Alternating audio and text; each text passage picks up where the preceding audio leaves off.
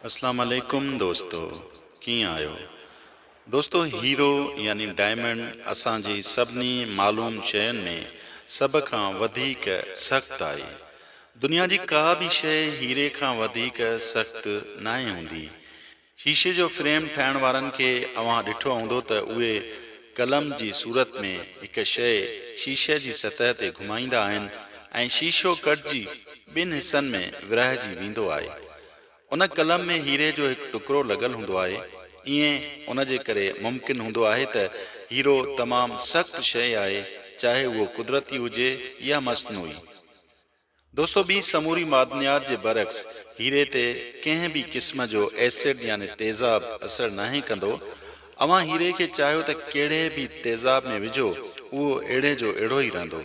पर उन तमामु सख़्तु हीरे खे जेकॾहिं हवा जी मौजूदगी में तमामु घणो गरम कयो वञे त इहो हिकु बेरंग बणिजी उॾामी वेंदो ऐं इहा गैस कार्बन डाइऑक्साइड हूंदी। अहिड़ी तरह हर शइ जो हिकु तोड़ हूंदो आहे। जेकॾहिं अव्हां कंहिं मुश्किल जो मुक़ाबिलो उते कयो जिते इहा पंहिंजी सख़्तु तरीन हैसियत रखंदी हुजे त मुमकिन आहे त अव्हां जूं कोशिशूं कामयाब न वञनि। पर कंहिं ॿिए मुक़ाम ते अव्हां जी इहा ई कोशिश इंतिहाई हद ताईं नतीजा ख़ेज़ थी सघे थी। दोस्तों, जॾहिं बि अव्हां जो मुक़ाबिलो कंहिं मुश्किल सां थिए त सभ खां पहिरीं ही मालूम कयो त संदसि कमज़ोर हंधु कहिड़ो आहे ऐं जेको संदसि कमज़ोर मक़ाम हुजे उतां पंहिंजी जदोजहद शुरू कयो।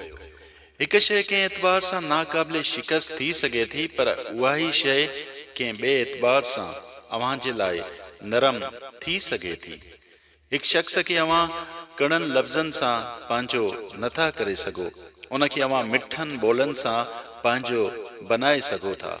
अव्हां पंहिंजे जंहिं मुख़ालिफ़ खे वेड़ जे ज़रिए हाराइण में कामयाब नथा थी सघो, उनखे अव्हां इख़्लाक़ ऐं शराफ़त जे ज़रिए हाराइण में कामयाब थी सघो था।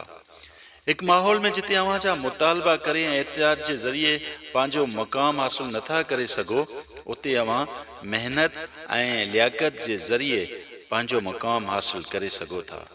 दोस्तों, हीरो तेज़ाब जे लाइ सख़्तु आहे, पर बाहि जे लाइ नरम थी वेंदो आहे। इहो ई मामिलो इंसान जो बि आहे। हिकु माण्हू हिकु एतबार सां सख़्तु नज़र अचे त हमेशा जे लाइ उनखे सख़्तु न सम्झी वठिजो। जेकॾहिं उहो हिकु एतबार सां सख़्तु हूंदो त कंहिं ॿिए एतबार सां नरम बि थी सघे थो। हर शइ जो इहो हाल आहे त कंहिं एतबार सां सख़्तु त कंहिं एतबार सां नरम हूंदी आहे। हिकु शख़्स हिकु अंदाज़ सां मामला तइ करण में बेलचक नज़र ईंदो आहे त ॿिए अंदाज़ सां मामले खे हल करण में हर शर्त ते राज़ी थी वेंदो आहे। इहा ई हक़ीक़त आहे जंहिंखे ॼाण में ज़िंदगी जी सभिनी कामयाबियुनि जो राज़ लिकियल आहे।